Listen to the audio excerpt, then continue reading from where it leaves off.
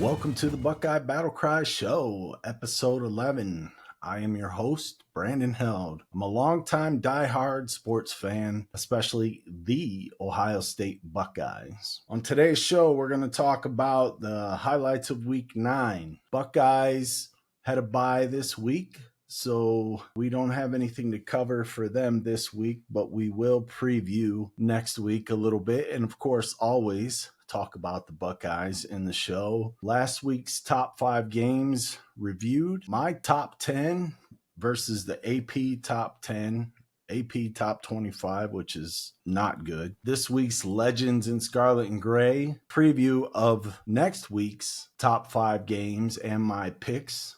And then my Instagram topics of the week. So I just want to start by recognizing that this was another week of horrible officiating. The refs miss real penalties that happened during the course of the game. They call phantom penalties that didn't occur. The Michigan State versus Scum game is one of the worst officiating jobs I have ever seen. Michigan State had to play well to win that game when Scum defenders can hit and hold receivers in the middle of a pass without pass interference being called. A huge turnover was taken away because the ref called offsides when the defender was not offsides. He just simply got a great jump. This is a travesty. These are just examples of horrible officiating that I saw all day long. This is the biggest weakness in an otherwise great sport, and this needs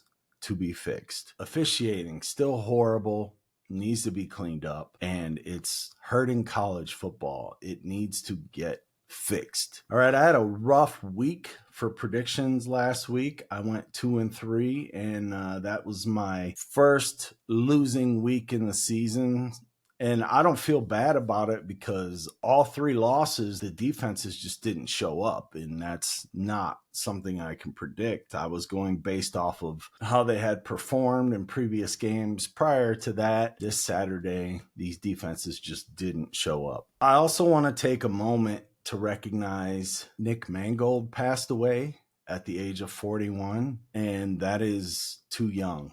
And I'm very sorry to hear that for him and his family. He was a great player and a great person. As a 52-year-old man, it always saddens me when I see others pass away that are younger than myself, because that puts things in perspective of how much life they had left to live. So Nick Mangold, great Buckeye, great person, rest in peace. All right, now for the first game we're going to cover in review over the weekend. Number 8, Ole Miss at number 13, Oklahoma. These rankings represent what they were at the time. I picked Oklahoma to win this game based off of their defense and what I thought their defense could do. And this game did not go as expected at all. If you listen to the commentators in this game, Oklahoma has the best defense in the country, which is another narrative joke because clearly at 5.8, 5.9 points allowed per game, it's Ohio State. The game was on ABC, so obviously an ESPN crew. Disney owns both ABC and ESPN, so they spit out these lies all the time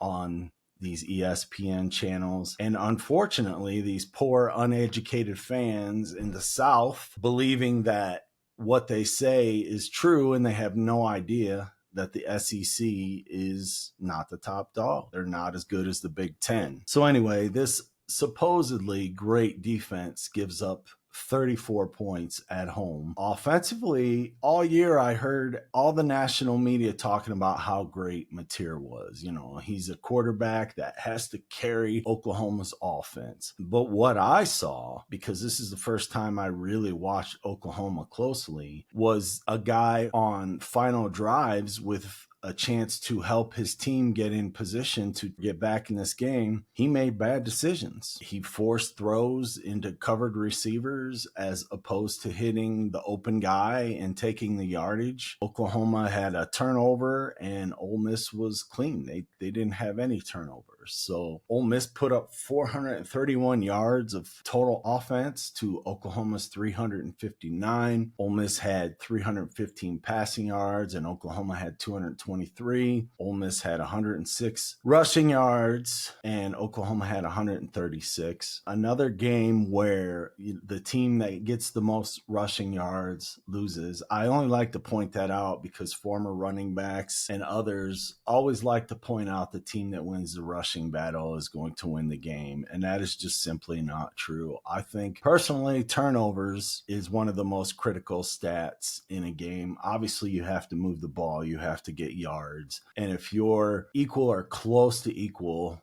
in yardage and moving the ball, turnovers is the difference in football games for the most part. Obviously, you got to punch it in the end zone versus kick field goals. There are other things, but turnovers really make a huge difference. So it was a close game all around, but bad quarterback play in the final clutch moments by Mateer was really the difference in this football game. So the next game was number 15 Missouri at number 10 Vanderbilt. Vanderbilt ends up winning this game 17-10. And I just have to say this, honestly, this game was awful to watch. Let's just be real. The offenses struggled to move the ball and score or do anything positive, especially in the first half. The game was tied 3-3 at halftime. It was so boring. The second half was a lot more the same, but each team was able to manage a touchdown. Then late in the fourth quarter, Vandy was able to force a turnover in scoring position, and then all they had to do was punch it in, and they took the lead 17-10 with 34 seconds left in the game.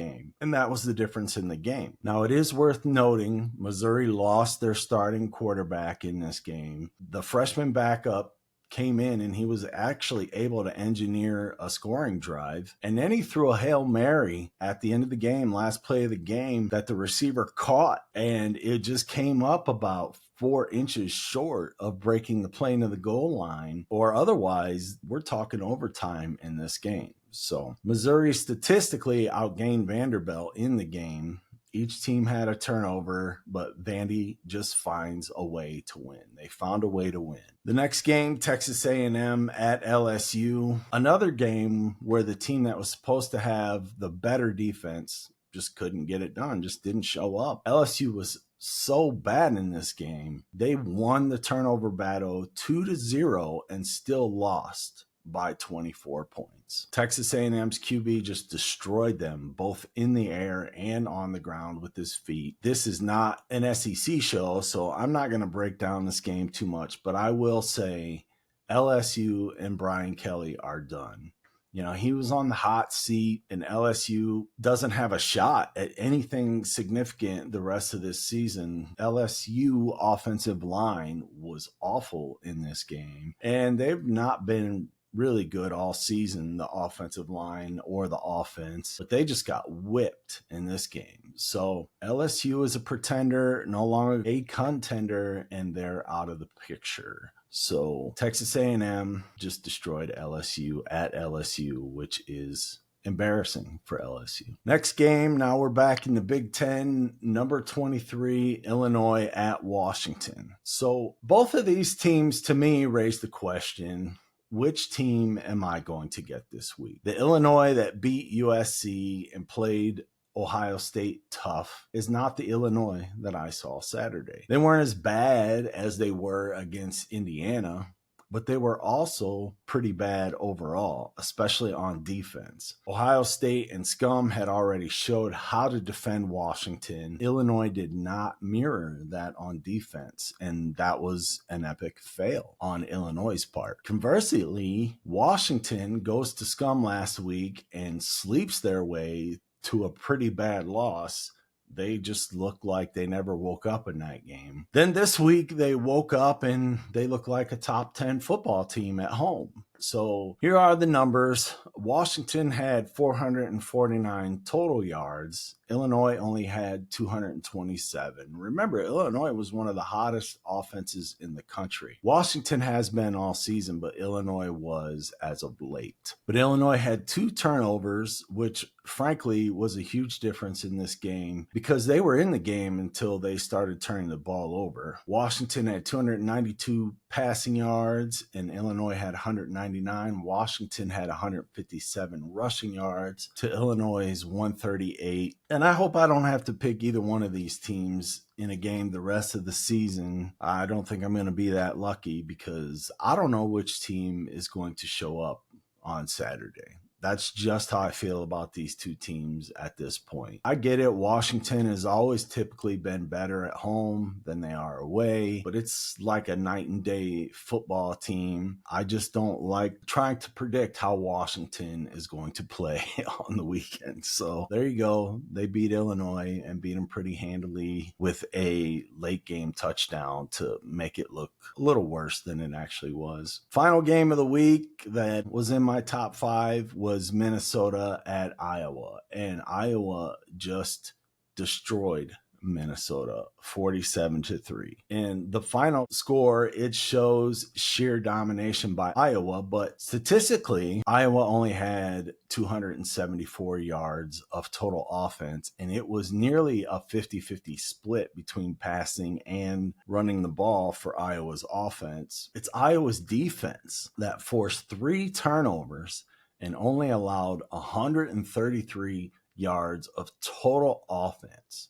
And that was the real story of this game. Iowa had a defensive touchdown. They had a punt return, special teams touchdown. They really just dominated in every phase of the game, all 3 phases. So this brings me to the question, is Iowa the 3rd best team in the Big Ten after what they did to Wisconsin 2 weeks ago, and then what they did to Minnesota last week, and then Oregon barely gets by Wisconsin. Granted, Oregon lost their starting quarterback. Obviously, he's more important to their team, but they still struggle to beat Wisconsin. But I'm not even sure with Moore at quarterback that they're beating Iowa right now. Well, what do you know? Oregon has a bye this week, but guess where their next game is at? On November 8th, they have to go to Iowa. Are you comfortable picking Oregon in that game? I don't know that I am. So next show, I'll be predicting Oregon at Iowa, so stay tuned for that. Other notable games over the weekend worth discussing. Texas. Who didn't see the Texas comeback? If you didn't see or hear about this, Texas was down 31-14 in the 4th quarter. Then they go down and score a touchdown to make it 31-21. Then Mississippi State goes down and scores again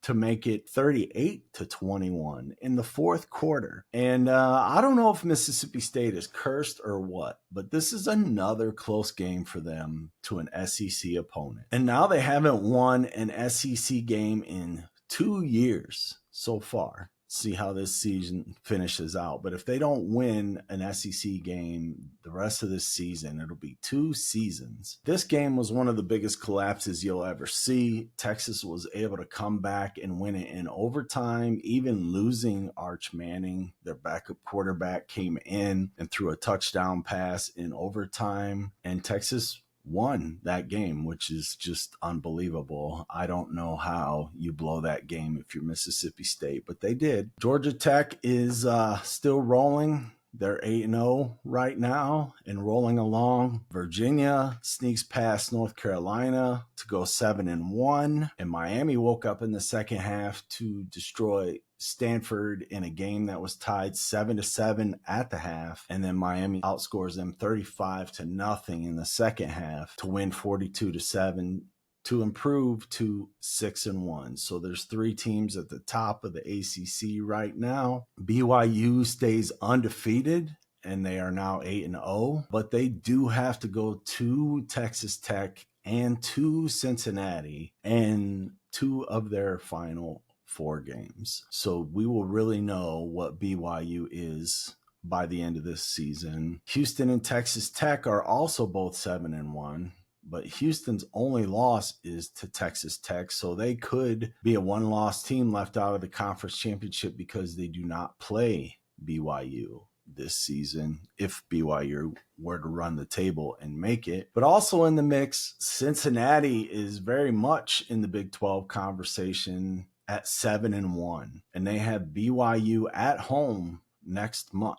And if they win out, they could be playing for the conference championship in the conference championship game. And the Big 12 is pretty wide open with a few teams right now. So that's an interesting conference to keep an eye on to see if there's two one-loss teams in the Big 12, or a team is one loss going into the Big 12 championship game and then they lose. Do they get left out of the playoffs because they lost the Big 12 championship game? So that'll be interesting, because we're going to have to see if 2, maybe 3 Big 12 teams get into the playoffs. That's wild to think of, because you still have to squeeze in teams from the ACC. The Big Ten is the best conference in college football. You have to consider 4 teams from the Big Ten if you're going to consider 4 teams from the SEC. So let's just take a look at the current standings right now. Indiana is 5-0 in conference play. Ohio State's 4-0. Iowa, Scum, and Oregon are all 4-1, and USC is 3-1. These are all in conference play. They're all undefeated 1 or 2 loss teams in the country that I just mentioned. That includes Washington is a 2-loss team overall in the country. And Washington is kind of being overlooked right now, but we'll talk more about that in a little bit. So there you see the Big Ten standings. Let's go over that a little bit so we can try to predict as best as we can what this is going to look like with 1 month left in the season. So Indiana has the easiest path to the Big Ten conference game, with Maryland, Penn State, Wisconsin, and Purdue. That schedule is pretty freaking easy. So if Indiana were to lose any one of those games, obviously would be a huge shock, but Indiana looks like they're trying to be the Oregon of the Big Ten now and just blow out everybody. They're going in merciless, just no matter what they're up by, they are not taking the foot off the gas until late in the game, and they are just destroying every opponent that they play, which looks good on paper, but you have to win the big games, which they did beat Oregon this year, but they would have to prove themselves by beating Ohio State in the Big Ten championship game, assuming Ohio State gets there. So let's look at Ohio State's path. Ohio State has Penn State this week, a much different game than it looked like earlier in the season.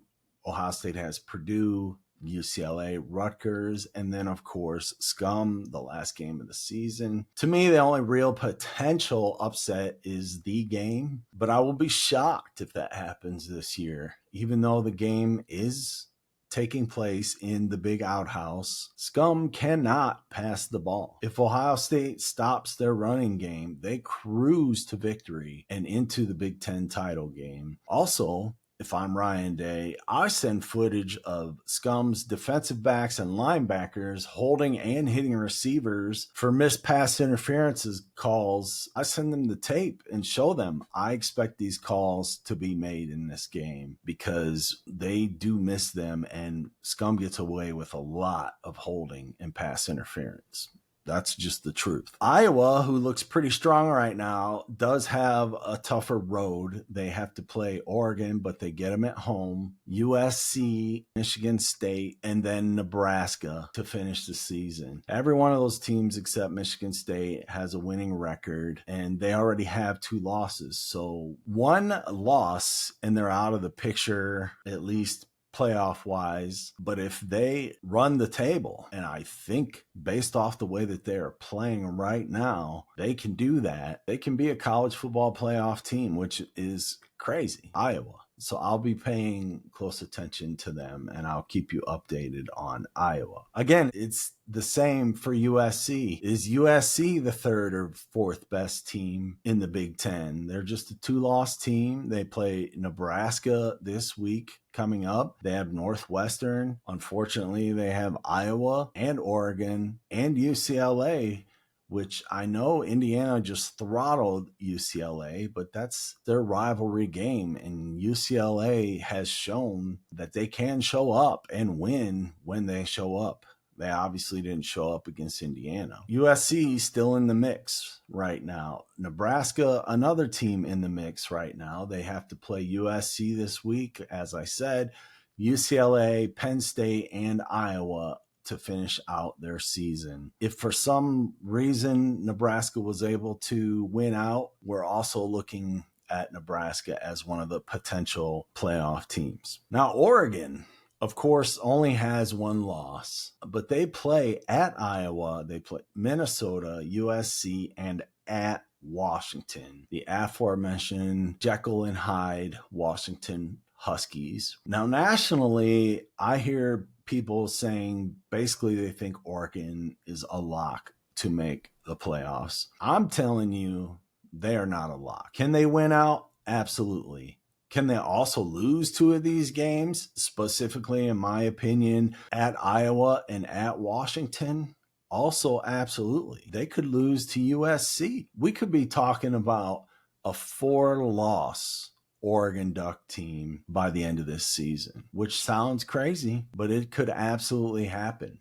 We could also be talking about a 1-loss Oregon Duck team if they step up and they go through this final gauntlet that they have of a schedule that everyone thinks, oh, nobody plays anybody in the Big Ten, but it's absolutely not true. And finally, Washington, also a 2-loss team with playoff aspirations. They are at Wisconsin. They have Purdue at home. They're at UCLA, and they're at home against Oregon. Now, considering Washington is such a Jekyll and Hyde team, I would be surprised if they win out a little bit, but their away games at Washington, at UCLA are very winnable. And we know what they're like at home. Purdue at home, Oregon at home. Washington could absolutely win out this season.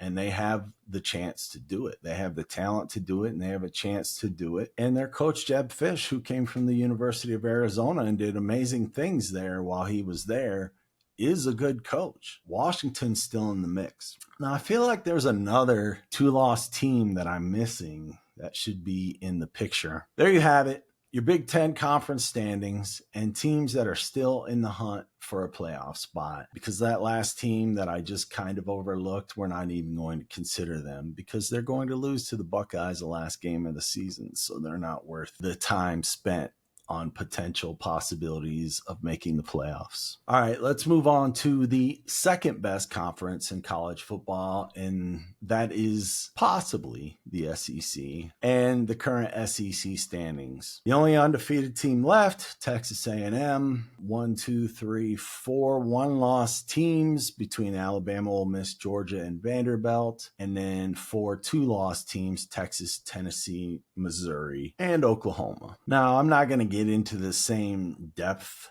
of their race because this is not an SEC show. If you know football, you know the real contenders right now are Bama and A&M for the SEC championship. Bama barely beating South Carolina last Saturday does show you they are still not a dominating team because South Carolina is not a great football team. Yeah, I get it. Bama's there. Probably their, Super Bowl, if you will, and they're going to get their best shot, just like Ohio State gets everyone's best shot. But Alabama should be beating South Carolina pretty easily, even at South Carolina. And conversely, A&M is looking amazing by the way they went into LSU and destroyed LSU, and A&M is looking like the superior SEC team right now. So looking at schedules and possibilities, the SEC has 6 teams still in the picture to make the playoff run. Texas, Missouri, and Oklahoma would be in the conversation, but let's be real. None of those teams are winning out, and they will be done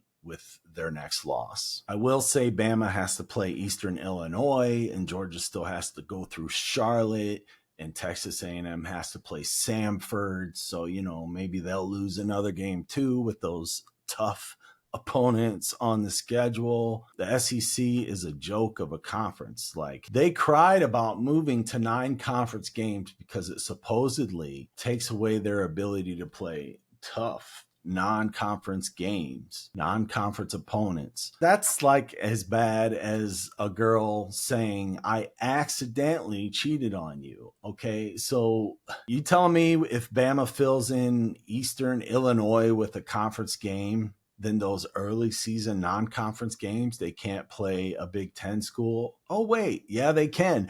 Why? Because they played Florida State and Wisconsin this season, and then they still have time to fit Louisiana Monroe on their schedule at the end of the season. So you still have time to play 9 conference games along with quality out of conference opponents. So SEC, stop crying. Play real schedules. I get it. Everybody plays early, more cupcake opponents, if you will, because they're fine tuning their team before they get into heavy conference play. And if you choose to do that early in the season, I get it. But the second to last week of the season, playing these inferior schools is a joke. It always has been a joke. And I think the SEC is a joke for doing this, and I'm glad it's finally coming to an end. All right, let's check out the AP top 25 this week. And just like every week, some don't belong in the poll, and this is why I do my own top 10. So let's talk about who is missing. We got the graphic here. Who's missing?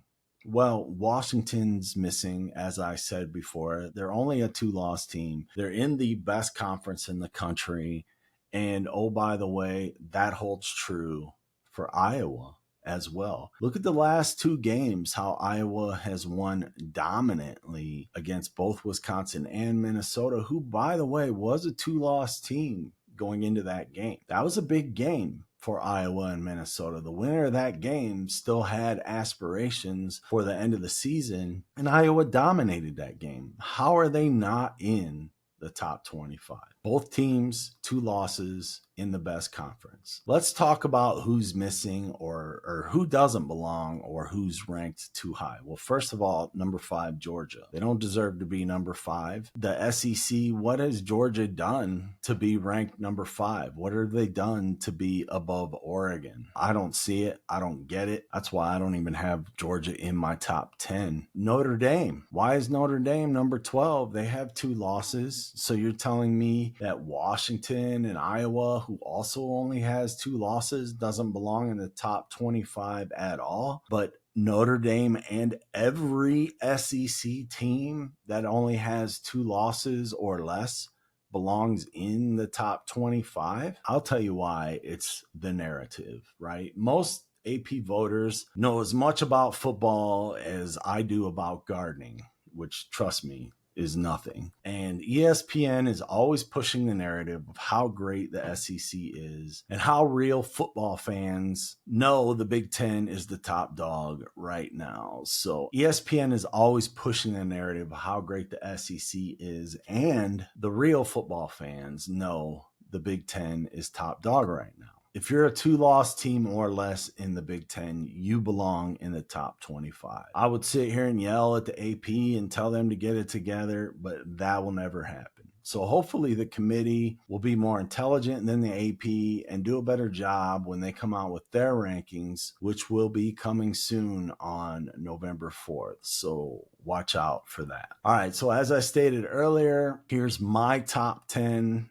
I juggled it around a little bit from last week. Ohio State is number 1, of course. Indiana's number 2. Clearly the best 2 teams in the country. And, you know, I hate to be the bearer of bad news for everyone else in the country, but if Ohio State and Indiana meet in the Big Ten championship and then they get on opposite sides of the bracket in the playoffs, and they wouldn't meet each other again until the national championship game, we could very well be seeing Ohio State and Indiana again in the national championship game. They are the 2 best teams in the country, and coming in at number 3 is Texas A&M. Again, if anyone has a shot at beating either team, it would be Texas A&M in my opinion, just because they are pretty dynamic on offense. You can score on Texas A&M, but they also can score. So they're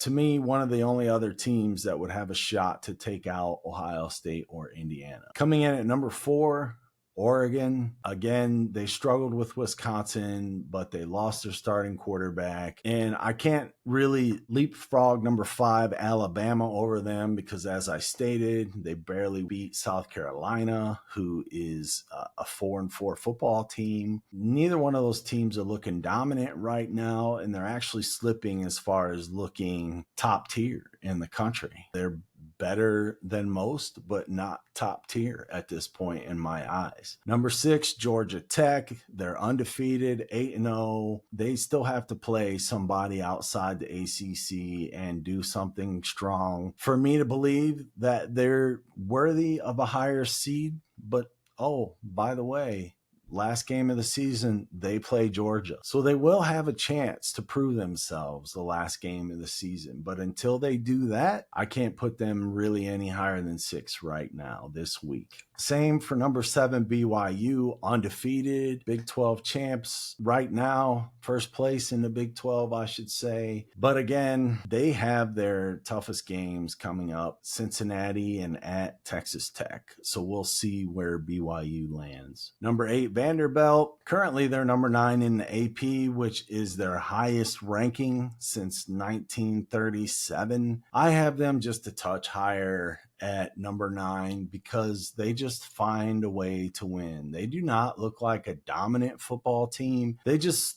are a tough football team that wills their way to victory. And that's what they did again last week against Missouri. Number 9, Texas Tech. Again, one loss Big 12 team. They do have a great defense, and they lost a tough one to Arizona State, their only loss. But I still believe they're one of the top tier teams in the Big 12 and in the country. I should say top second tier, because the only top tier teams are Ohio State, Indiana, and Texas A&M to me right now. And then coming in at number 10, Ole Miss. They only have one loss. They're in the SEC.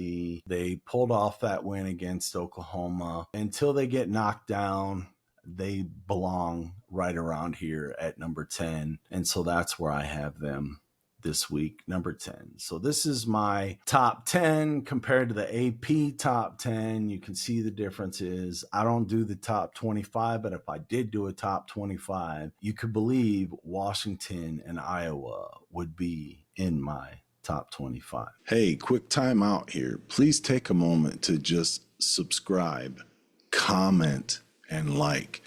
If you do all 3 of those things, you'll really help me out in getting the word out for this show. Help me hopefully gain a larger audience.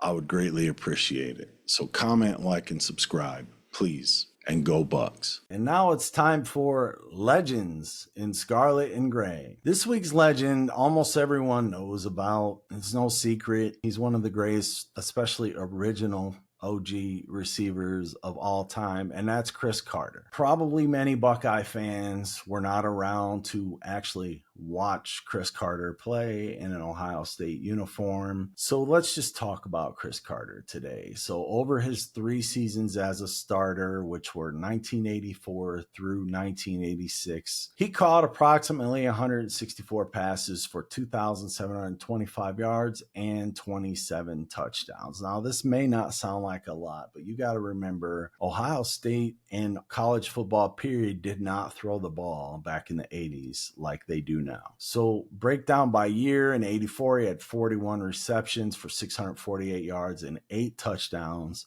85, 58 receptions for 950 yards and 8 touchdowns. And then 86, he had 69 receptions for 1,127 yards and 11 touchdowns. And believe me, back in 1986, that was a lot. He was especially known for being great at catching the ball in the end zone and scoring touchdowns. So at the conclusion of his Ohio State career, he held career records for receptions and touchdown receptions. He left with 164 receptions overall, like I said. He still ranks highly in OSU history. He's second in career receptions, third in career touchdowns, and fourth in career receiving yards. And that, again, like I said, was in a non-passing era. So his awards and honors, he was first team All Big Ten selection in both 1985 and 1986. In 1986, he became Ohio State's first ever wide receiver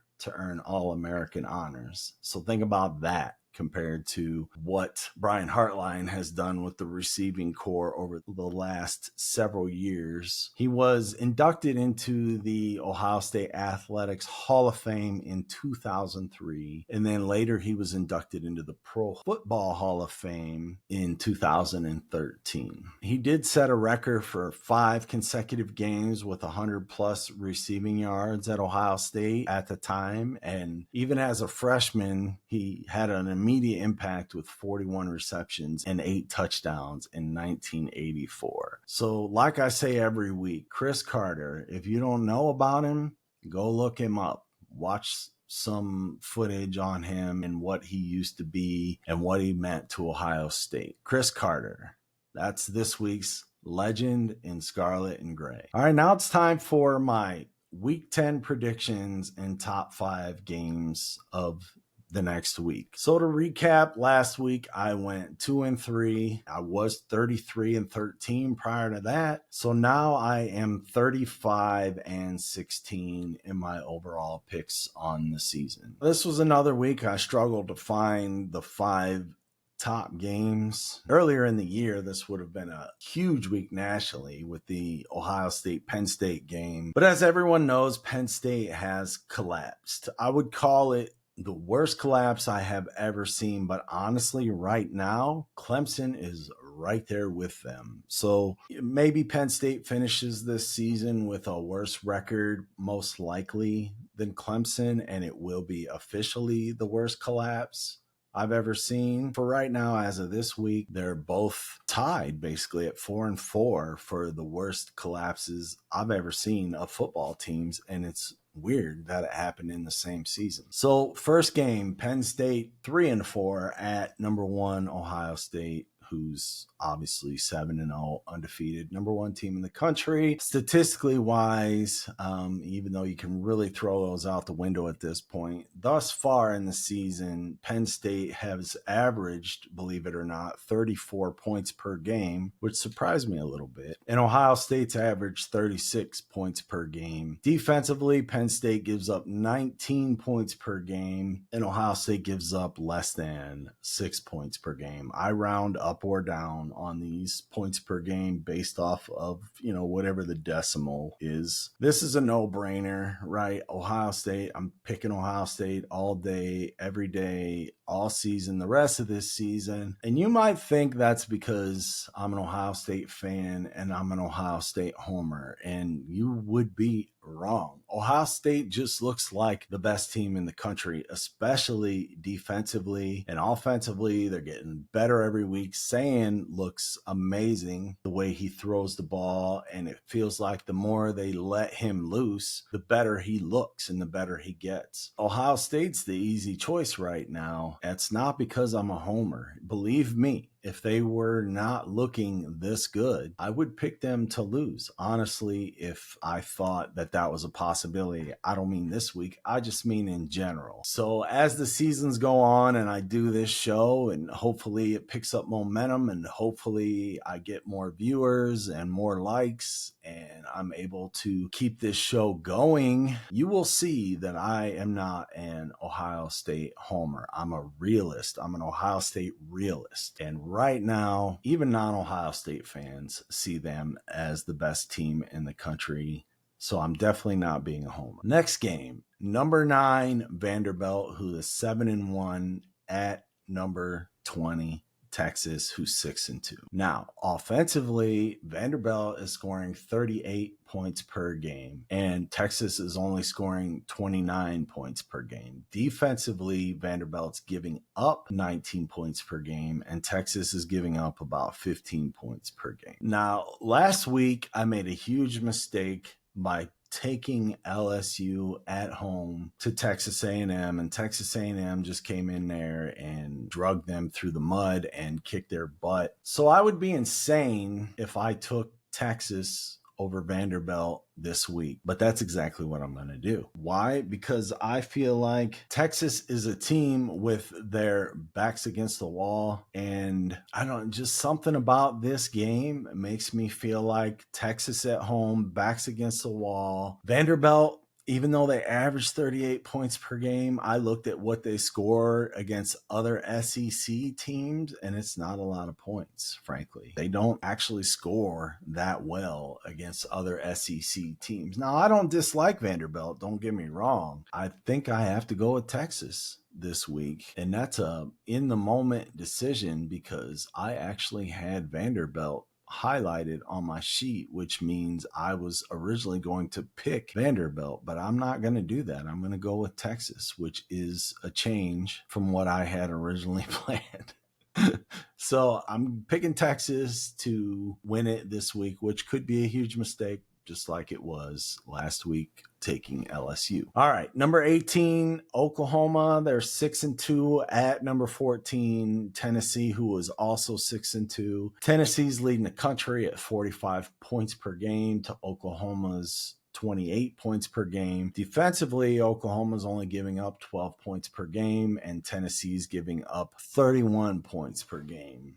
So after what I saw last week at home against Ole Miss, what reason do I have to believe that Oklahoma is going to go into Knoxville and shut the number one offense in the country down? Nobody's really been able to do that. Times that Tennessee loses, they just get outscored. And I don't think Oklahoma has the firepower to outscore Tennessee. Now, don't get me wrong. This is college football. These Oklahoma kids could turn around and have an amazing practice this week. They could tighten up their belts and go into Tennessee and play the best game they've played all year. Does Oklahoma have the potential to beat Tennessee? Absolutely. Do I think they're going to do it? Absolutely not. Give me Tennessee in this game. I just like them to outscore Oklahoma in this game. Next game, number 23, USC at 6-2, Nebraska. Again, Nebraska could be top 25 team. 2 losses in the Big Ten. I didn't really bring them up. I talked about Washington and Iowa, but Nebraska also being a little bit snubbed with their 6-2 record. But I also think that comes to an end this week. USC's averaging 42 points per game. They're right behind Tennessee as one of the top offenses in the country. Nebraska averages 35 points per game. They had a nice 28-21 win at home over Northwestern over the weekend, but USC is not Northwestern. And Northwestern had chances in that game. USC defense gives up about 23 points per game to Nebraska's 19 points per game, but I like USC in this game. The first away team I have picked so far.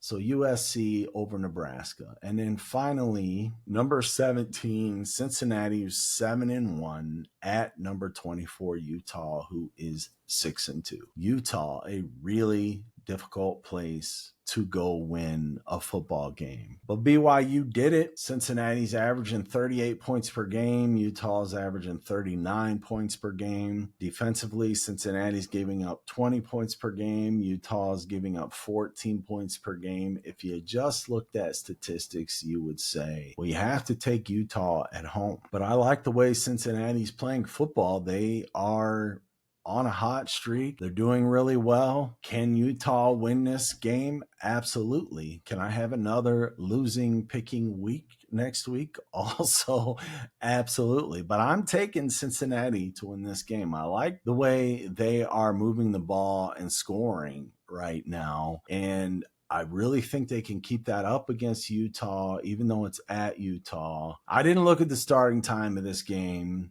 That could be a factor. I should have looked at that. If it's a late evening game, then the game goes in Utah's favor. But assuming it's a quote unquote normal time game, I'm taking Cincinnati to win this game. So I have Ohio State at home over Penn State, Texas at home over Vanderbilt in an upset, Tennessee at home over Oklahoma, USC over Nebraska at Nebraska, and then Cincinnati over Utah at Utah. And now it's time for my Instagram topics of the week. Now, you guys may have seen that this ref for the SEC was permanently suspended, which isn't really what he was. He was permanently suspended, as in he's suspended for the rest of this season, but he said he was going to retire after this season. So he was really just suspended for the rest of this season for missing calls in the game against Georgia and Auburn. Now, I've actually heard people say that they don't think the goal line play, that Auburn turned the ball over, that Georgia got the ball, which completely swung the momentum of a game, was a bad call. I completely disagree. I think it was a terrible call. I think Auburn scored a touchdown, and I think Auburn would have won that game, and Georgia should have 2 losses. But here we are. This ref has been punished for it because obviously the SEC feels the same way. I bring this up because I don't know if this is the answer to making the refs become better. Not permanent suspensions, that's for sure. But I think maybe game suspensions for refs when they blow calls and they don't do a good job is something that should be considered. And if it's already being done, should be more talked about. Because I feel like these refs go out there, they do a terrible job. Like I said, specifically the refs in the Scum versus Michigan State game. And then they just get to walk away and nothing really happens except maybe they're graded poorly and they don't get to do a bowl game or a good bowl game. But there needs to be more repercussions for this terrible refereeing. Repercussions are what make people get better. And without repercussions, people just continue doing what they're doing. And that needs to happen. So that's one of the reasons I bring this up. Also, just to discuss how terrible that call was in the Auburn-Georgia game. For those of you that disagree that it was a bad call, the SEC says differently. And finally, I was scrolling through Instagram and I saw this post by the Buckeye Nut that was reposted, I guess, because that looks like an X post, a Twitter post. I don't use X or Twitter. And he said that there are only 6 teams that have a legitimate shot at winning the national championship. And I want to know what you guys think. Let me know in the comments how many teams and exactly what teams you think have a legitimate shot at winning the national championship. Legitimate. For me personally, I think there are only 3, and that's the top 3 teams: Ohio State, Indiana, Texas A&M. Alabama has weaknesses, both offensively and defensively. Same for Georgia, same for Oregon, and same for Notre Dame and the rest of the teams you see listed there. If anything, I might add